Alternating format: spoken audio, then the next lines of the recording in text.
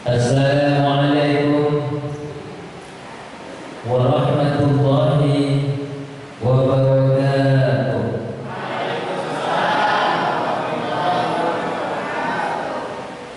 Alhamdulillah wa syukurillah wa la ilaha illallah wallahu akbar wa la hawla wa la quwwata illa billahil aliyyil azim.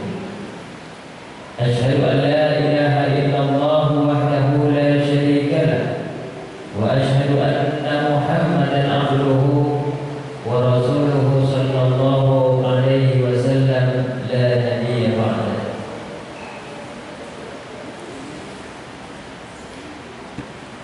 Pada malam yang ke-24 ini kita tetap bersyukur kepada Allah karena Allah masih memberi nikmatnya banyak. Panas, alhamdulillah, tapi kita masih tetap kuat puasa. Tadi sudah gerimis, mudah-mudahan nanti hujan lagi. Amin ya rabbal alamin.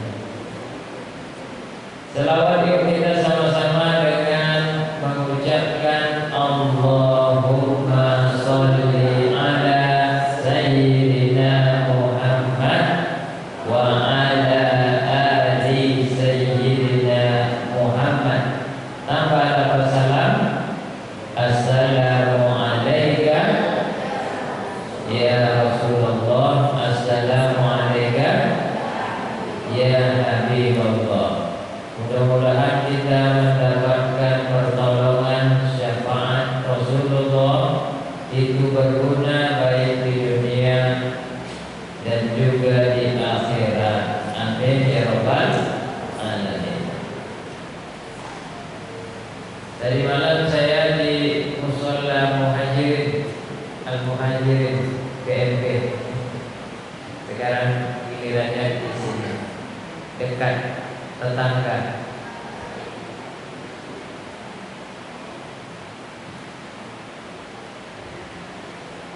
Kaum muslimin wal muslimat yang dimuliakan Allah, Nabi Adam alaihissalam punya anak. Setiap lahir kembar. Setiap lahir kembar.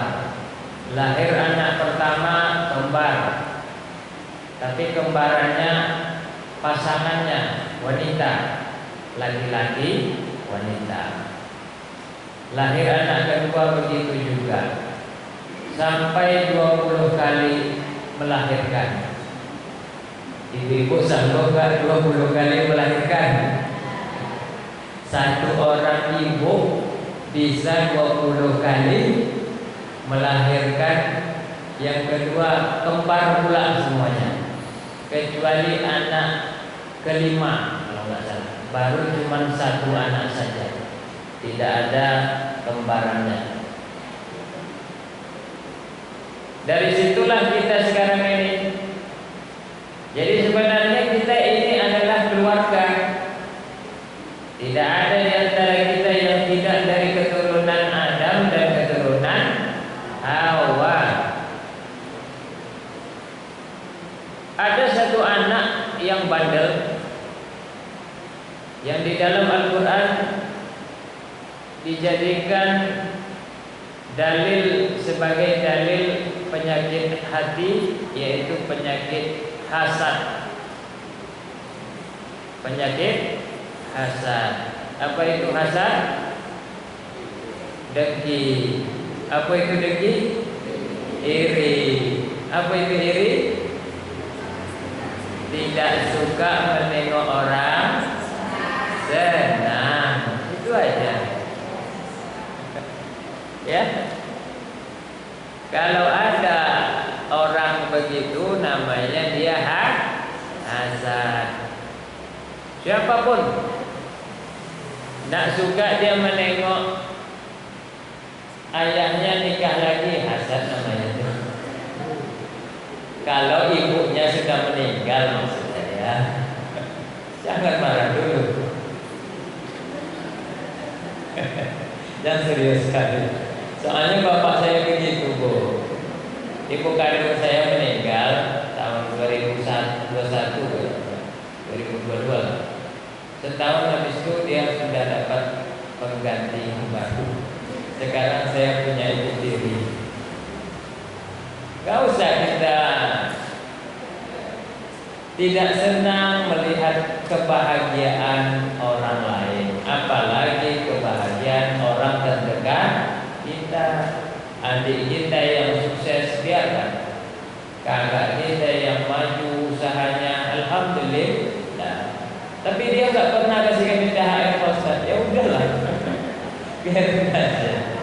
Emang rezeki dari dia aja, ya. Itu timbul hasad. Jadi di diri kita ini ada dua minat atau dua bakat. Satu bakat orang yang lapang dada, satu bakat orang yang iri. Semua kita sama. Saya juga begitu. Saya kalau nengok teman saya 4 kali naik pangkatnya, saya pikir juga, ini kok bisa ya? Makanya satu anak Adam namanya Qabil. Siapa nama anaknya? Qabil.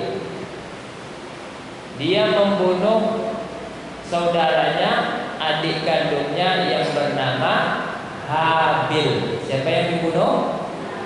Kenapa dia membunuh adiknya, saudara kandungnya sendiri? Karena dia tidak terima dinikahkan dengan wanita yang dipilih ayahnya, tapi tidak cantik. Itu aja. Jadi masalah bapak-bapak sampai dari dulu sampai sekarang itu aja nih. Wanita cantik. Kalau ibu-ibu masalahnya satu, Pak, fulus. Kalau ada fulus, fulus. Kalau tak ada fulus, mampus. Itu aja masalah dunia dari dulu sampai sekarang. Gak rubah-rubah.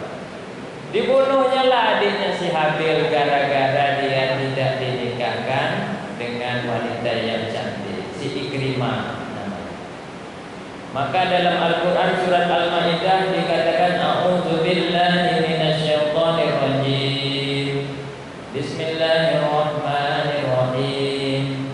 Wa tawwa'at lahu nafsuhu qatla akhihi wa qatalahu wa asbaha minal khasirin. Timbullah keinginan si Qabil ini untuk bernafsu membunuh saudaranya, fa qatalahu. Akhirnya keinginannya kesampaian juga.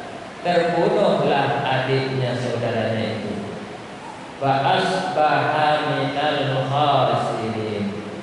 Tapi dia sudah termasuk dalam orang-orang yang merugi.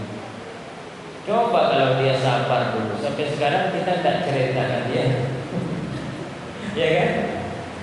Mau ya sabar sedikit apa kan? Tidak apa-apa itu. Tapi udah terlanjur. Nabi Yusuf juga begitu. Nabi Yusuf ini ganteng, wajahnya baik, perilakunya. Nah, ini ganteng juga. Ini ganteng juga. Mudah-mudahan baik ya. Amin. Ya Rabbal alamin. Ganteng wajahnya, baik perilakunya. Ayahnya paling senang. Orang tuanya paling demen. Semua keluarganya enggak senang. Timbul hasad, timbul iri. Dibawa Yusuf. Kata ayahnya, jangan dibawa lagi Yusuf. Nanti terjadi apa-apa. Enggak apa-apa ayah. Kami ini ramai, kami bisa jaga Yusuf. Akhirnya dibawalah pergi dan dibuat rekayasa bahwasanya Yusuf dimakan serigala. Baju Yusuf dikasih darah dan diberikan kepada Nabi Yakub, ayahnya Yusuf. Akhirnya semenjak itu Nabi Yakub, ayahnya yang sangat cinta, sering menangis, sering bersedih.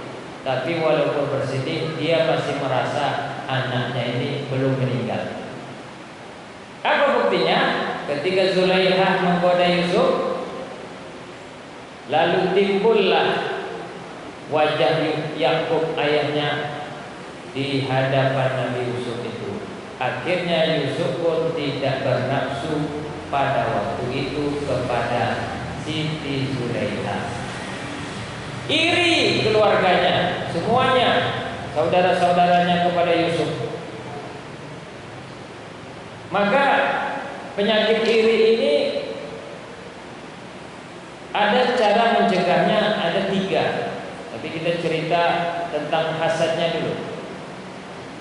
Karena hasad ini termasuk kategori yang very berbahaya. Very berbahaya. Sangat berbahaya. Iya, ini di atas bahaya sudah. Pertama kita tahu surat Qul huwallahu ahad. Ini surat tentang tauhid kepada Allah. Setelah bersih tauhid kita, turunlah setelahnya itu baru surat Al-Falaq. Qul a'udzu birabbil falaq min syarri ma khalaq wa min syarri ghasiqin idza waqab wa min syarri nafatsati fil 'uqad. Terakhirnya wa min syarri hasidin idza hasad. Ada kalimat hasad di dalam Al-Qur'an di surat Al-Falaq. Wa min syarri, dan dari kejahatan hasidin, orang yang hasad atau orang yang dengki, idza hasad, apabila dia melakukan iri atau dengkinya. Jadi ini adalah kejahatan yang memang sungguh luar biasa. Bisa membunuh orang, bisa berita hoax. Nah, kan berita hoax tuh. Belum meninggal Yusuf dibilang meninggal. Adi Hidayat belum meninggal dibilang meninggal. Bahaya ini karena banyak yang iri sama Adi Hidayat gitu. Ya, itu biasa saja. Bagaimana cara mencegahnya? Caranya 3. Pertama, saya misalnya iri juga kepada siapapun. 1 caranya, kembalikan bahwa seluruh takdir dan rezeki itu sudah diatur Allah. Kalau kita belum dapat hari ini, besok bisa jadi kita dapat. Besok bisa jadi kita belum dapat, lusa ada kemungkinan kita dapat. Enggak dapat kita bisa dapat anak kita. Itu Septina itu siapa? Septina istrinya Yusri Jenan. Bapaknya dulu Ismail Subo kan. Aturannya menang jadi gubernur. Aturannya dia yang menang. Zaman Soeharto kalau nggak salah. Saya cerita Rambang tua ya. Kalau salah tolong betulkan. Tapi karena dulu harus dari tentara, gubernur itu harus dari tentara. Walaupun udah sidang dewan DPRD, dulu kan pemilihan tidak pemilihan langsung itu ya, pemilihan dewan saja. Siapa yang menang itu yang jadi. Bisa digeserlah Ismail Suko, kalahlah dia, naiklah waktu itu pilihan dari pusat. Tapi apa yang terjadi? Menantunya 2 periode jadi gubernur. Tidak kita yang terima bisa menantu kita. Tidak kita yang terima bisa anak kita. Tidak kita yang terima mungkin bisa istri kita. Itu semua sudah diatur oleh Allah. Yakinlah. Kalau sudah begitu, walaupun kita masih juga panas, masih juga iri, masih juga rasa di dalam ini enggak terima. Yang kedua lagi, bacakan istighfar 3 kali dan sholawat 5 kali. Istighfar itu apa gunanya? Untuk kita minta ampun kepada Allah. Dan siapa yang banyak istighfar, pikirannya akan lebih tenang. Mudah-mudahan kalau dia sering akan datang rezeki dari pintu yang tidak disangka-sangka. Sholawat apa gunanya? Agar dia mengingat Nabi Muhammad, kemudian datang pula rezeki dari pintu yang tidak disangka-sangka. Saya teringat kenapa kita di Ramadan ini tarawih ada selawatnya.